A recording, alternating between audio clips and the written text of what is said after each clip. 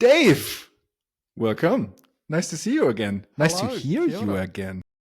Yes, thank you. We just had a microphone mishap.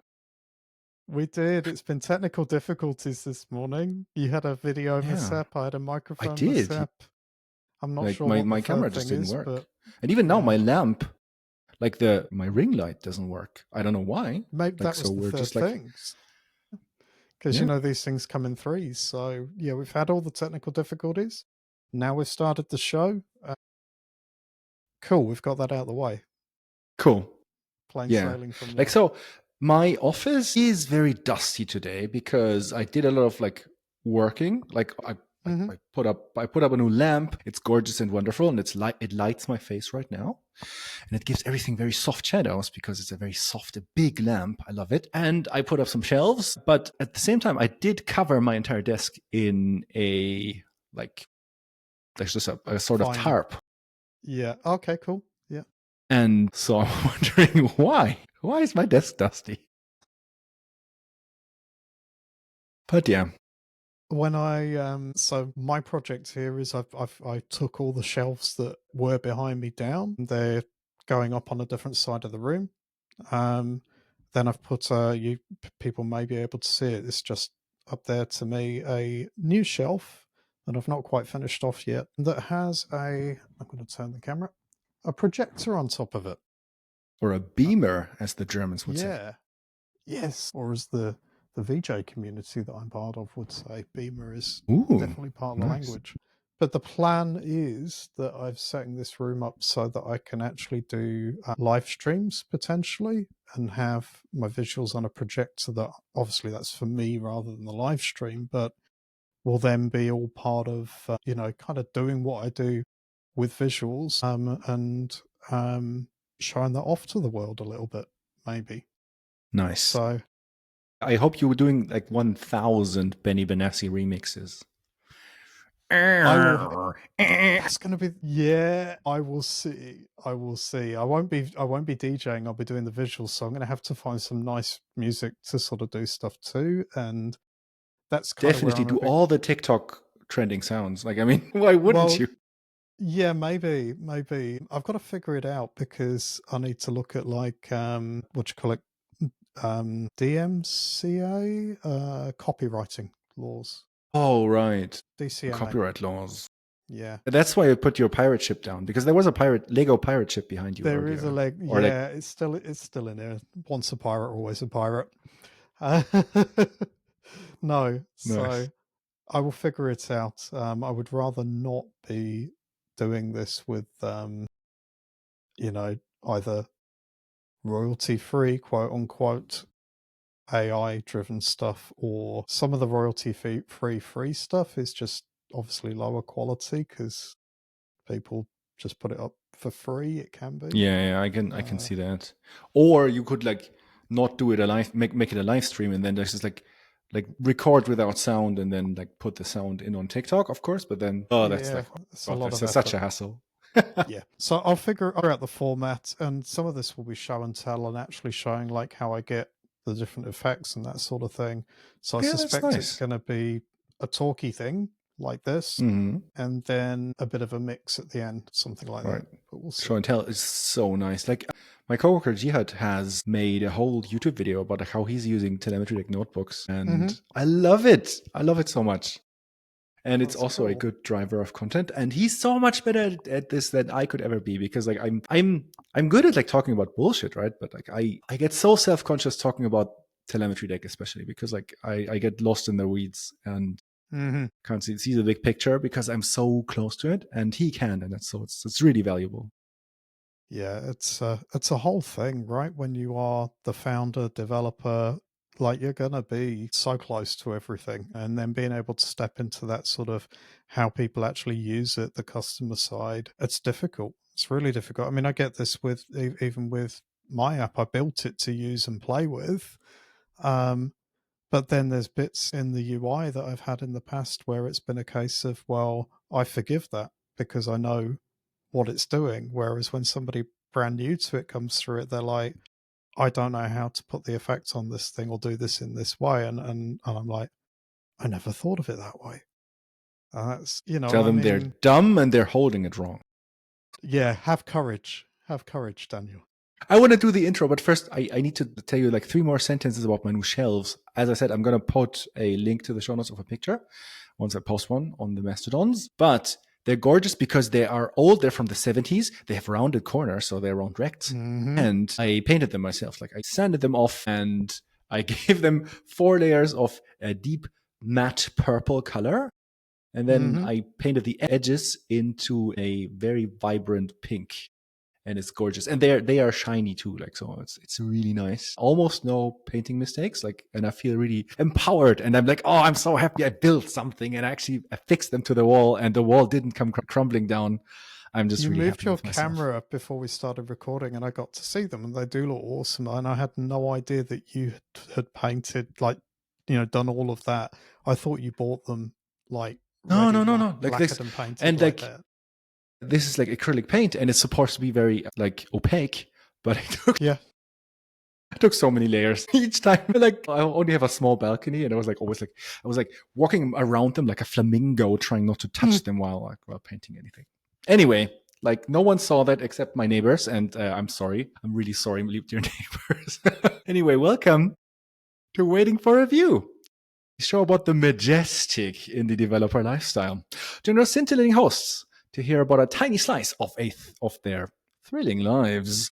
I am Daniel, painter extraordinaire, and I'm here with Dave, Jeff Bezos disliker. Join us while waiting for review. The thing is, I wanted to use Jeff Bezos disliker for myself because I am one, but I just like put that on you. I hope I didn't entirely misrepresent you there. Damn it, Daniel! Didn't you know I was a Bezos super fan? No, Too absolutely bad. not. Just So put it on me. no, no, no, no. Yeah, you're probably accurate there. I Definitely listened to not a fan. sorry. Not a fan. You've got me. I listened to a podcast the other day, and it was like the first episode ever of that podcast. And it was kind of planned. They were like, okay, this is the first episode, and we have like everything planned out. And for the first episode, what they did was each of the 2 hosts kind of wrote an introduction from the point of view of the other host. So I would write on a piece of paper or in an email, I would write, hey, I'm Dave, and I like this and I like that. And I also do this and that, and my special skills are whatever. And then they had each read the introduction about themselves that the other person wrote. And it was hilarious. Maybe we can try that next time. We totally could. We totally could. I'm up for that. Daniel, how are things going with a? I'm not going to call it a person because it's definitely an it. With Claude, good old Claude's a dirty Claude. clanker. Z. Oof. Claude Code in particular, because I know. Claude Code. Yeah, Claude Code. Claude Code. Is Anthropic even a French company, or why I is it have called no Claude? idea. I don't know. Like Yeah, in I my assume head, they're it's called American. Claude Code. Mistral is the French company, but That's they right, have yeah. they have an AI that's called the chat, or the chat, but also the cat, Yeah. because chat Yes. is cat in French, Yes, which it's is quite sweet. kind of nice. Yeah, I've used Anyway, Mistral. It's okay. Yeah. yeah.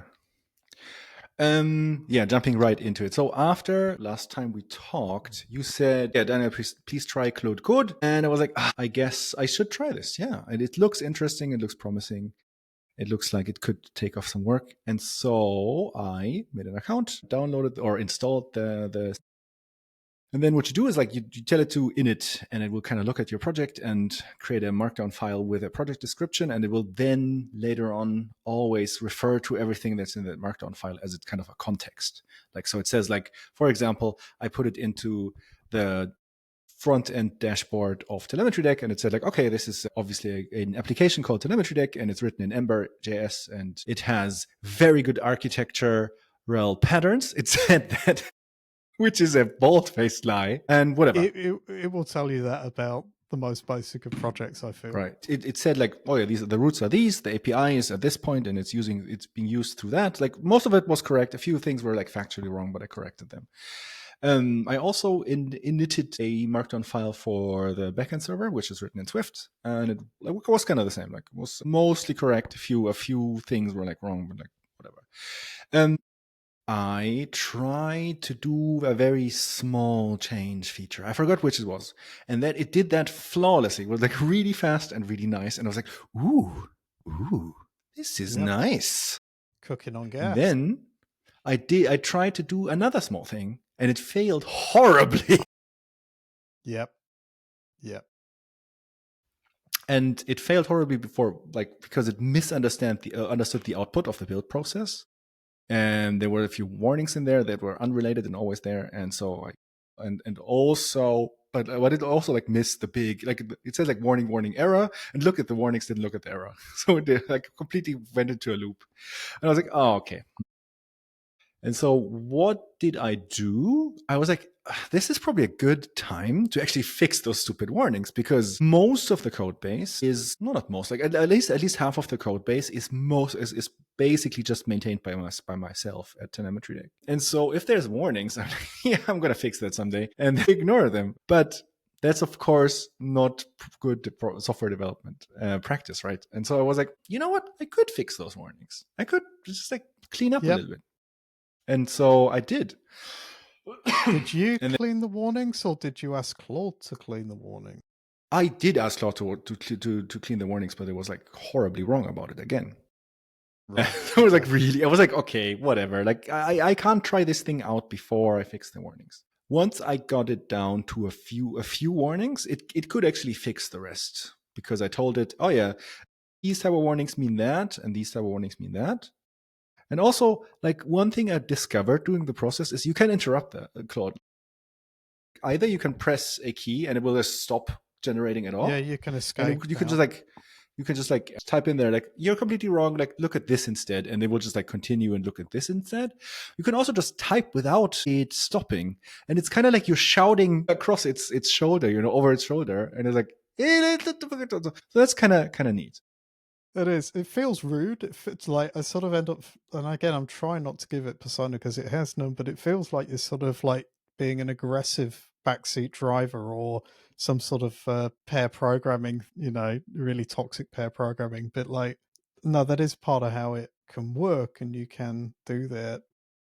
But yeah, it's part of how it works, right? Is you've got to keep correcting it, and the more you correct it, especially if you establish rules or documentation about your code base, I found it does start to get a bit better at getting it right the first time. Yeah, pretty much. So that's what kind of happened. Like after about a day of cleaning up the code base, which felt very good, because like I felt like, oh yeah, this is so good. All these warnings are gone. Mm-hmm. Except the sendable warnings in the Xcode project, which all the code that I write is all like concurrency compatible. Like there's no sendable warnings in my code, but there's sendable warnings in libraries that I import, and it will just like display them as if they were in my code. And I'm like, give them like a different level of warning, because I can't do anything about it anyway.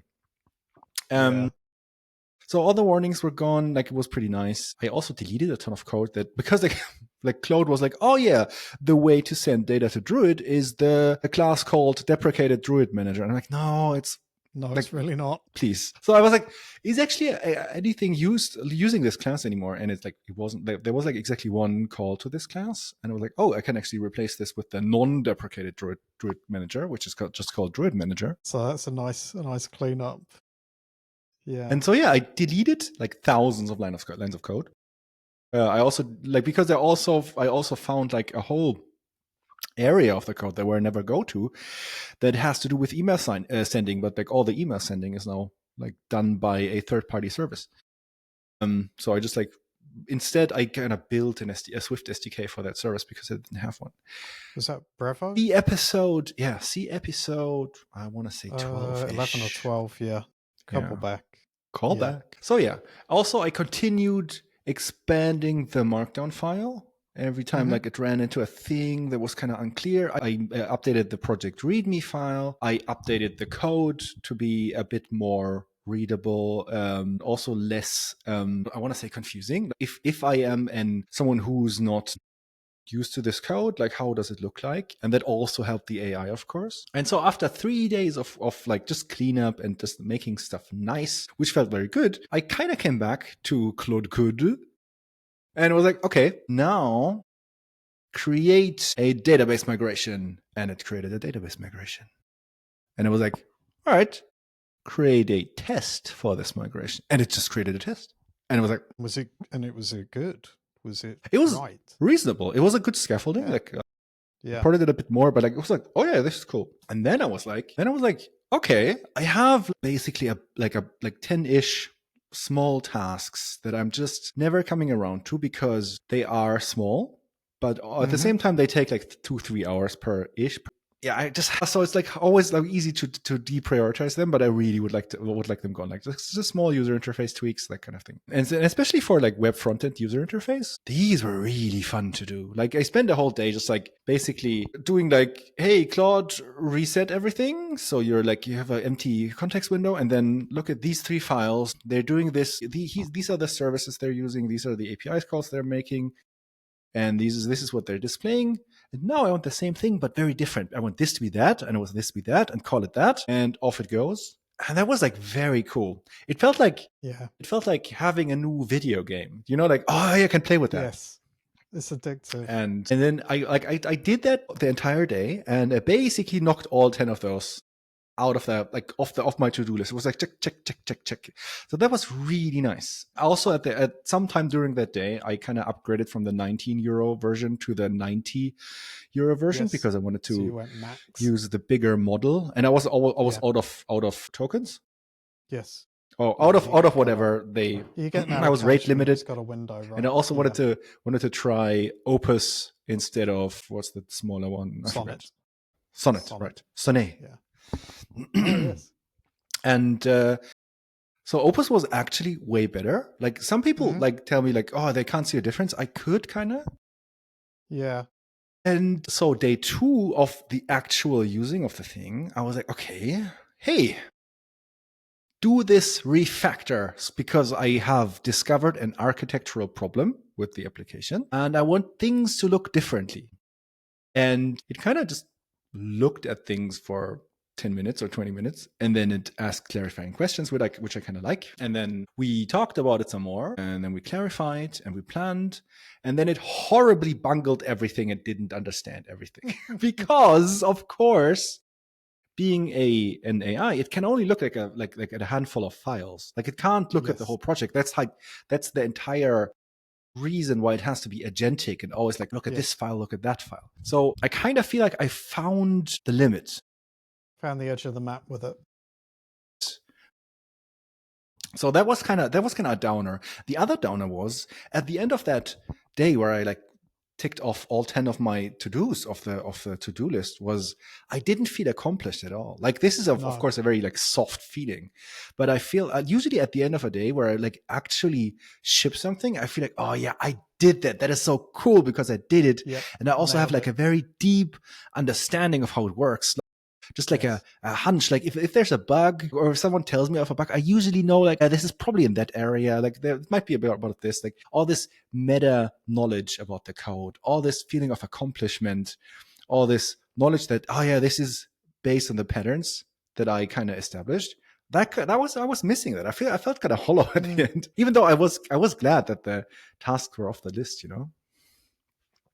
Yeah, that's interesting. Yeah. And so ever since, and then so the refactor went kind of wrong. So I did that by hand, but I continued using Claude Code just like for the medium-sized things. And like I was like, oh yeah, I need a new way of visualizing data. Write a thing that takes like a beginning date and an end date and kind of makes it into a like progress bar kind of thing for the conversion of the namespaces, which the namespace story I will tell you once it's kind of finished. And it did that really well. And so I fell into this pattern of sometimes working with or mostly working with it like by opening it up and then giving it a ton of context and like telling it to always tell it to think deeply or think deeply, I think. Yeah. Because that's kind of the keyword for you can tell it to ultra think as well, I think. Ultra think, okay. Yeah. Basically, it tells like, oh yeah, spend more tokens, like spend more time, but like try to like unravel the problem before actually doing anything about it. Anyway, like of course it's not thinking. It's just like telling itself a story about thinking, but like it looks very convincing. I had that video game feeling again. Like I was like, oh yeah, this is cool, this is cool, this is cool. What else can I do? What else can I do? And then after a few more days, like two more days or so, I kind of caught myself Mm-hmm. like not doing the business critical things because those Yeah. required like architectural knowledge, but like doing like trying to find small things that I could do with Claude because that was more fun. Mm-hmm. And so I was like, yeah, okay, I probably gotta cut back a little bit. Yeah. um, and that's kind of where I am. I will continue using it, even though it falls. Like I feel about like, losing this thing the same way I feel about flying. Like I Yeah. love flying because it's really fun and technical, but at the same time, there's a lot of downsides for the planet and the economy and Mm-hmm. everything. Yeah, there's But definitely yeah, that I'm gonna undertow continue. with it. Right. I'm going to continue Yeah. using it for now because it helps me be quicker. But at the same time, I feel I have a better understanding of like where the edges of the map, as you said, are. That like you can't ask it to understand the whole project. Understandably, you can't. And also you really have to babysit it. And like You do. I have to stop myself from like looking at this like a video game. Like Yes. not everything can be done. There's a few types of problems where it's like the change in like the change is 3 lines of code, but you have to really talk to other people about like what those 3 lines should do. And or also like especially like with us, like we have like a database, a cache layer, and a time series database, and you just gotta orchestrate them and put that everything into a context. Like the context is basically what it can run through a command line, which is really cool. Yes. Like that it can auto test and everything. But yeah, so sometimes it's like I heard other people they said I haven't coded at all. Like everything needs, Mm, and I'm like, nah, that's like that's too well, much video game thinking for me. Like if it works for you, I'm really happy for you. But like for me, I feel like a good mix is really nice. well, I can tell you, and I don't want this to just be the Claude show because that's not necessarily what we are about, but it's relevant. I have definitely found the edges of the map for me lately, or at least like how it works and doesn't work for what I want. And I think when I started off, I had this whole process of I'd laid out agents for specific jobs, and I was building a new app. Right, I am building a new app, and I've architected it with separate local Swift packages for different domains of the app. So you know, it's a video filtering app. There's a video filtering package. There's a various different ones for different things, and I thought I got it nailed. It was spitting out some really good code. I got a proof of concept within sort of 10 hours worth of messing around, and I was like, sweet, I've started this well. And then as I've gotten further on with it, there's been a few, definitely a few rabbit holes that it's gone down, or it's done things in ways that I was not happy with. But I've been approaching this entirely in video game mode, in vibe coding mode, because I wanted to see how far I could push that.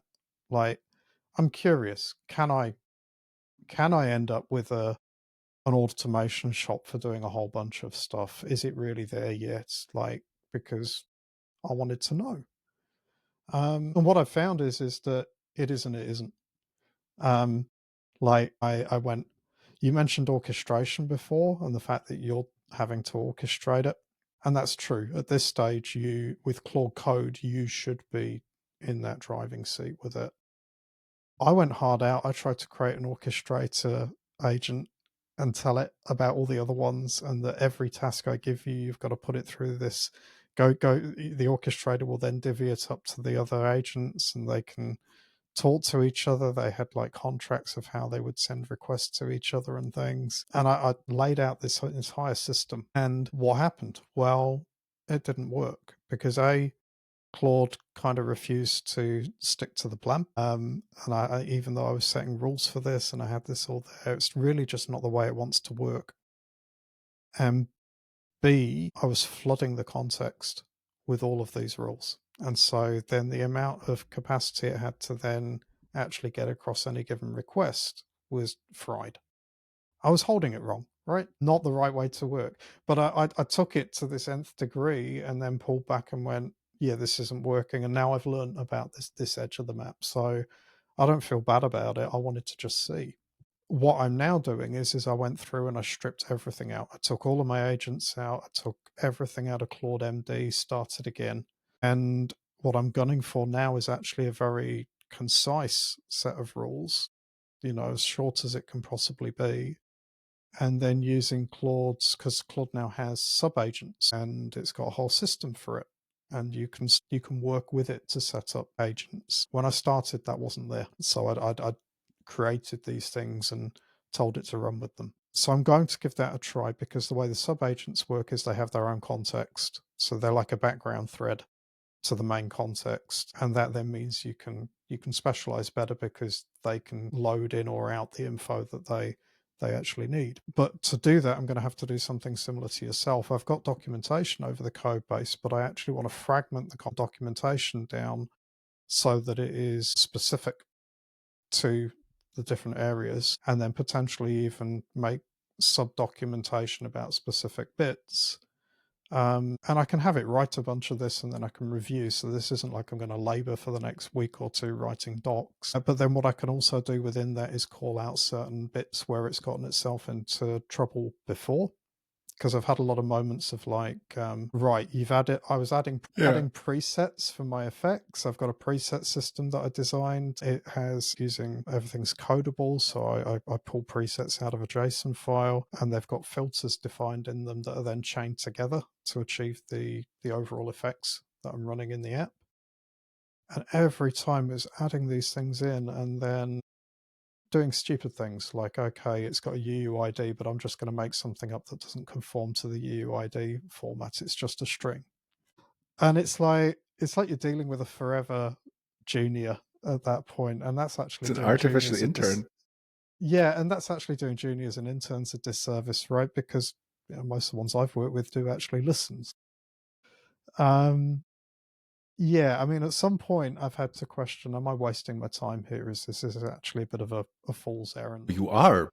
You're like, Yeah. or like depending, like if you want to reach like finished status on this app as soon as possible, you're probably wasting your time with this. But like if you want to know like how vibe coding works, I mean, go for it. Well, that's the thing, and I kind of wanted to test like, is it possible to sort of create a bit of a virtual team with it, or do this in a way where Virtual I'm able team. to, Do they have yeah. virtual team meetings and everything? Well, yeah, that'd be terrible, right?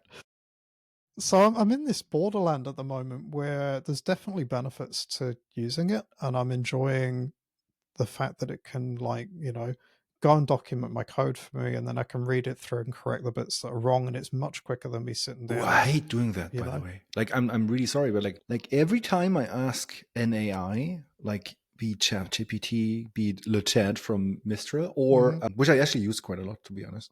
Like as at least like as in percentage of times I use AI or Claude, like they all have their distinct dialect, but they all sound very much like AI.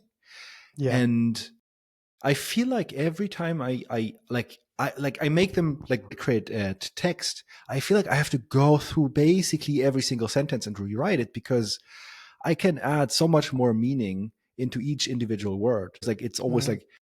like text that was written by an AI. Like still, it feels reads very fuzzy to me. Like it's I very get like that. Yeah, smeary.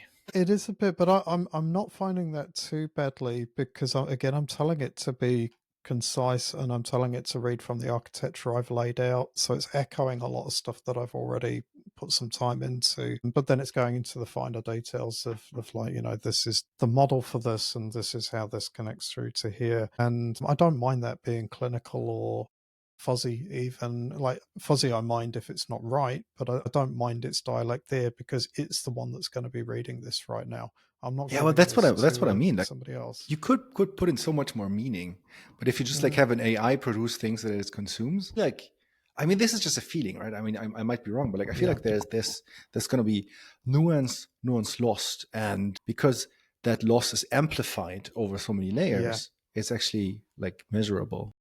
I've kind of found the opposite, because what I'm doing here is actually, some of this is stuff that I've gotten to the point of when fixing things that are not right. I've had a whole back and forth of like, this is how I want this is how this works. Hmm.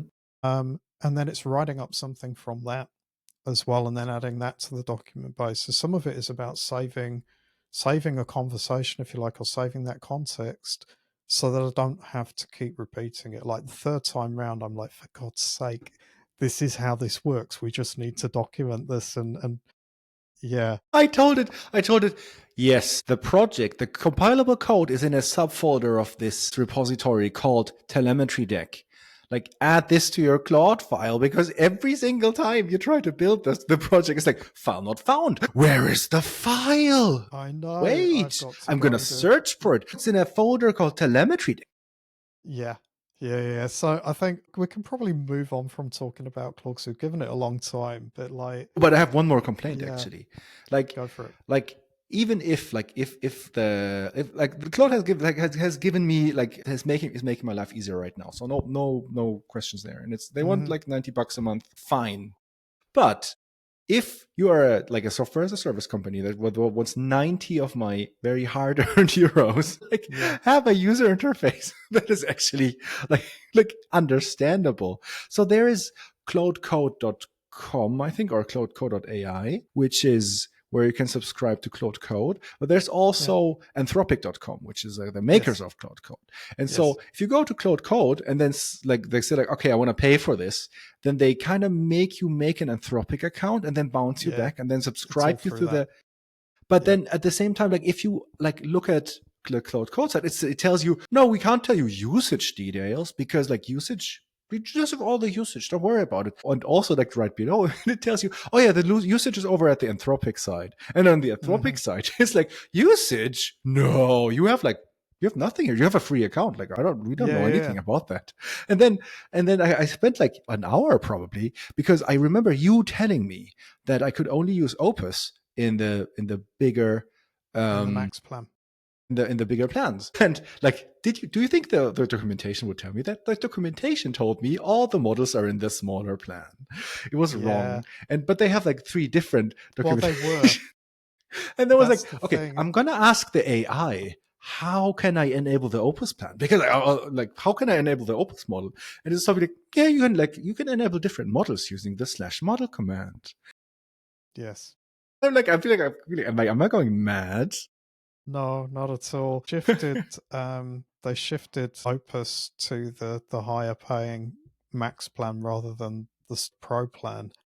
And I think they've just not updated it. But yeah, that's something I think I call out to listeners of the show, right? There's a lot within this industry and within these tools that are very much trust me, bro, kind of. Right.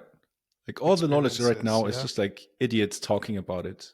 As we are, which is horrible, actually. And I would just sort of say, like, I think it as somebody working in the industry, and certainly if you're sort of thinking about, you know, if you're working in a quote unquote regular job, I think in tech, then I think it's a good idea to play with these tools and at least know how they work. Even if you get to the point of going, this doesn't work for me, this is a whole game and it's bullshit. It's good to have that hands-on knowledge, because almost any employer at the moment, in the bigger tech companies at least, is going to be asking for this or expecting some use of this at some point. So I think knowing where the edges of the map are for you is probably a good thing at the moment. Telemetry Deck is going to proudly stay AI third, not AI first, by the way. Yes. And especially I think with our output to people. For Lightbeam apps, like I will move on from this vibe coded project at some point. Yeah. I was at an amusement park a few weeks ago, and it was like a third-rate amusement park. Like it was kind of like if you order Disneyland at Wish or Temu. It was like it was really fun and everything, right? Like we had a ton of fun, but like it wasn't that, like if you are at one of the big amusement parks like Europa Park or Disneyland, you look at every single corner of the thing and you're like, oh, this is really thought through. Like someone really thought of all the details. It all fits into each other, the design and the moving the people along and the feeling and the music, whatever. And this is kind of the opposite. This is like the anti-example. It was like, we could put a roller coaster there. Oh yeah, let's put a roller coaster there. And they put a roller coaster there. And they generated a lot of the posters and the promotional material in ChatGPT. It has that yellow tint and everything. Yeah. And even some of the like there was one roller coaster that was kind of like a wild water ride, like a water lock ride. And it was like Mhm. really fun and everything. It has a theme even. The theme was Wild West and mining. And so they had various signs during the roller coaster like hanging above you. And one of them was like missing letters because it was like ChatGPT generated, and so they missed No. the P in explosions. It was like danger, explosions, Oh dear. and we That's were so amused. Like that was like added to the fun. I think that's something though, right? Relating this back to everything we've talked about. If you as a app developer, solo indie developer, or somebody with a small business or whatever, if you're taking these things and then just putting them straight out without quality checking, that's going to be your customer experience on the Right. other And side, people right? do notice, like, because I asked Yeah. some of my friends who are not very technical, I asked them, like, what do you think about this poster? And they all said, oh, yeah, this is clearly AI generated and feels very cheap and stupid. And Mm. that is why I really don't want to, like, I think we had like one or two like header images that were kind of half generated. And going forward, I really don't want to do that anymore. Like, this kind of experiment that I don't want to repeat. Same with text and stuff. Like, we want to have, like, when we talk to customers especially, like, we want to talk to them and not go through an AI. No, I think it's fair enough to maybe use some of those tools for a drafting process to give Sure. ideas. Drafting, triaging emails when they come in, stuff like that. Yeah, Amazing. But yeah, like, yeah, there should be like a level of humanity in there as well. yeah, I agree. So, yeah, I guess to wrap up talking about any of this side of stuff, I'm not sure my experiments come to an end as much as I'm kind of finding where the tooling sits for me, and that's okay, right? It doesn't have to replace everything and be everything to everything. It's and you know, it's probably preferable if it isn't as well. So yeah, Do you want one more anecdote about the amusement park? go on. So it's called Skyline Park. Okay, I just put it in the show And notes as Disneyland, by the way. Disneyland. And every single attraction had sky in the name, like started with sky. So it was like Sky Sling, Sky Circle, Sky Coaster, Sky whatever. At some point we were like, oh, I really need to go to the Sky Loo. Do you have any Sky money? Because I need to buy Sky cigarettes. My God, yeah. And it really went Again, like, that's a typical AI driven thing, right? I've got an amusement park and it's called this, so give me some good names I don't for all think the things. I don't think that is AI driven. Like, they weren't completely. They were just like operating on a different budget than like your big amusement parks, I think. And also, like, Yeah. it did get better. Like, the further you went away from the entrance and into the newer parts of the track, like, the better it got. Like, it feels like they started on this end of the field basically, and Hmm. then like let's say every year, they put a new thing at the end. And Right. so the things at the very end, they are way more modern. They are better designed. They are like integrated into like a bit of like, for example, like one of the furthest back things was like a Bavarian village. And so the attractions, the rides were like Bavarian themed, and Hmm. the foods were Bavarian themed and whatever. And that kind of worked. And it was like also like quality wise was, but it wasn't just like, oh yeah, put a meadow here, put a few trees here, and then Yeah. put I don't know, a shop selling ice cream here. But especially at the beginning, it was like very underwhelming. I was very cynical when I was just entered the thing through this very like cheap ish like cashier point, and then the first thing you see is a wooden bench. The plaque, the plaque on the bench says, "This bench is dedicated to John something. I forgot the name. Yeah. Who John Tisney. operated and cared for the safety of the rides in this park." And I get the impression, did they replace him? What did he die of exactly? Yeah. You see how this plaque raises questions that nobody wants to ask? And then the first few attractions were also very, very old. Like paint was like kind of splattering off, or not splattering off, like paint was like peeling off, peeling off. That's Peeling the word I off, was looking peel for. off. Yep. And the people who were like managing the rides were also very in very bad moods. Because they worked in Disneyland, that's why. And so I was like, nervousness at the first ride was more about like I didn't really trust the safety of the rides.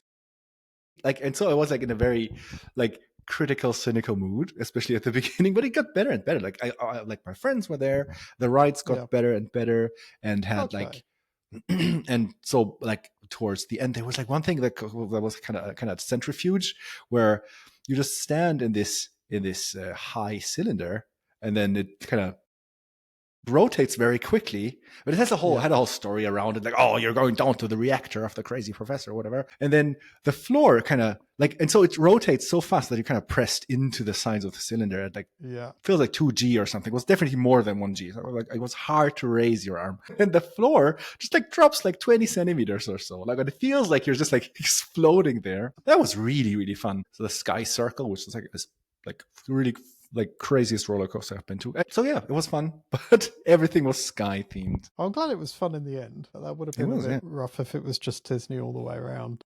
Like the friends I went through, they are all, they like being a bit cynical.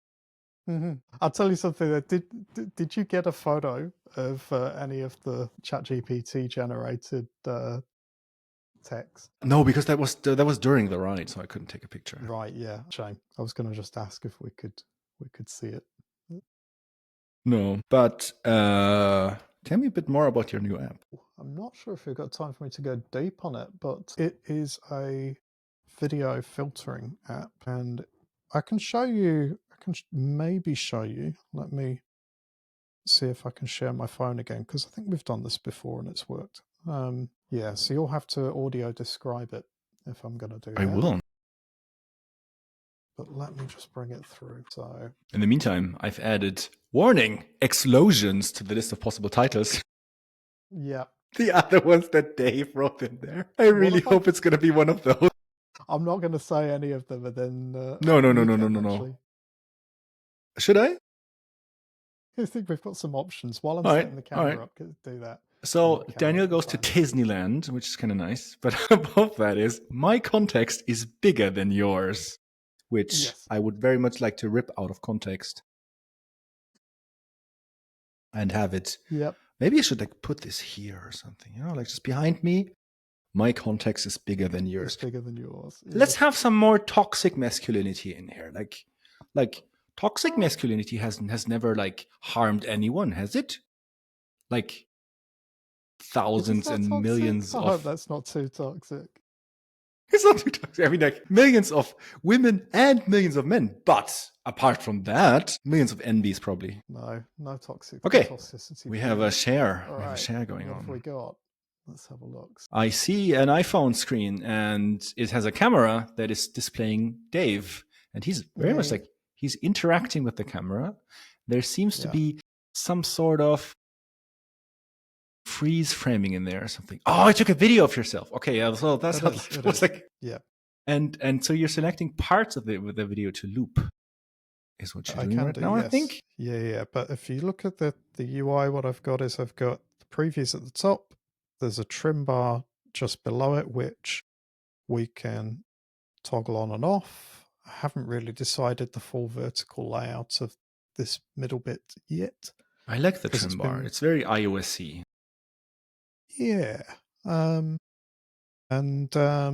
we can also put it in stretch and wave mode.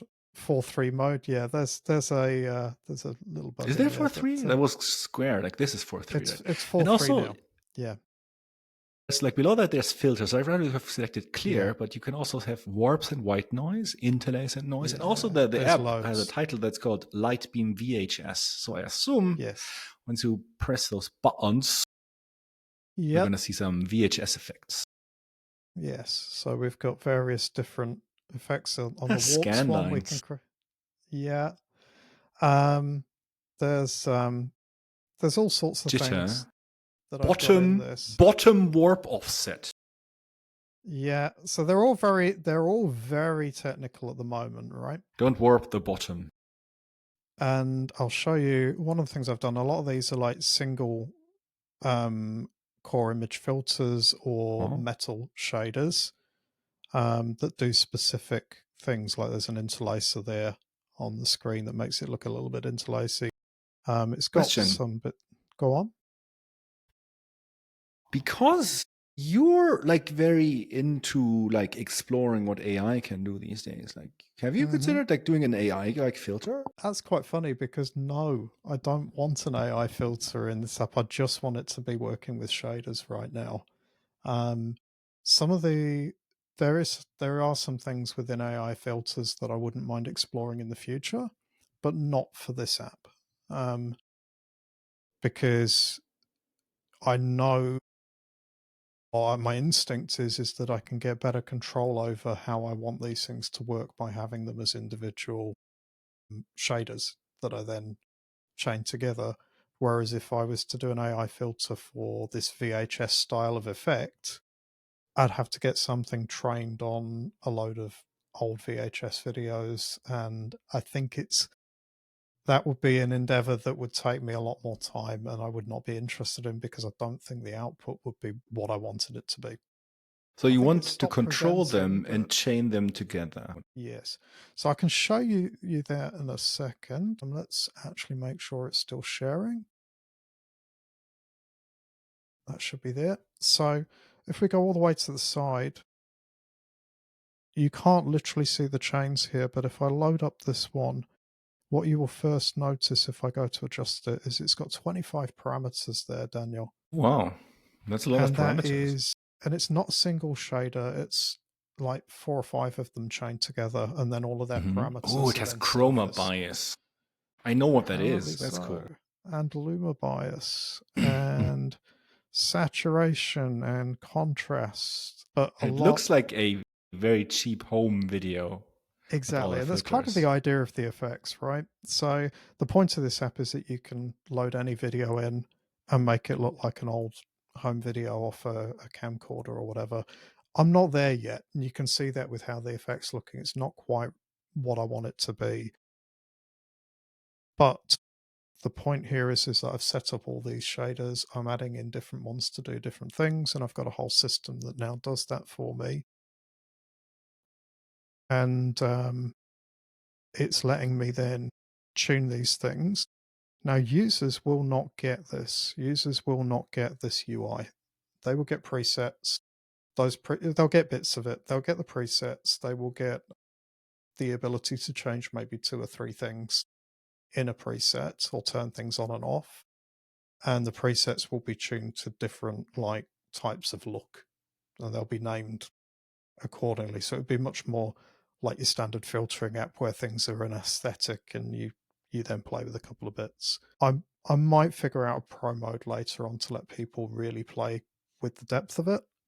But for now, But it costs $5.99. yeah, exactly. But yeah, you can see that I've got chromatic aberration going on my glasses. But the other bit I'm working on at the moment is I can define a preset in this screen, give it a name, whatever, and then I can add the filters that I've got. And you can see here stuff is still very rough and ready, right? But if I add in a posterize filter, let's see if this works because I've only just been building this. Posterize, give it a bit of blur, and then let's give it some pixelation. And I save that. So we should now have a preset there. And we've got chained together. We've got the levels of posterization. So you can see there that's giving that effect as I slide it. Changing the different, yeah, I love it. change the radius of the blur, and I then I love can that you bring can that like pixelation up. have that all these effects like live on an video, and I kind of like it looks like Hmm. really fun to play with it. So it would kind of be sad to not give that to your users, no? Because like, I don't know, Well, the people who just want to apply yeah, a maybe. filter, I feel like they would just use a TikTok filter. And like every day Well, there's like five to 10 new cool filters of the day. Like, so the people who maybe really so. would like use an app and download that, I think maybe they want to play around, you know? Maybe, but it's not the MVP, and I really want to stay MVP with first release. Part of this is not just this app. Part of this is laying out this framework so I can do spin-off filtering apps. And then one of those spin-offs that I want to bring together is what you're describing. It'll be like a filter studio. But I kind of want to hone it down as I go so that I'm exploring how I really want this thing to work. Because I've got ideas about how it could work, but I don't want to go hard out on a pro configurable filter app first time round the block with this sort of an app. All right, So fair. yeah, it's in the plan, just not yet. And yeah, anyway, we're probably way into the weeds here, but I just thought it might be interesting to show a little bit Yeah. of what I I've been up have, to. like, if you want to come back from the weeds, I have, like, I want to tell you, like, 3 things about an app that I discovered today Hmm. that, like, I have no connection to them. Like they're not a customer or anything, like, but they're called, or it's called yourfocusfriend.com. The app is called Focus Friend by Hank Green. Hank Green, if you don't know, is a YouTuber, a science YouTuber. He also has a brother who's called, oh God, what's his name? Something Green?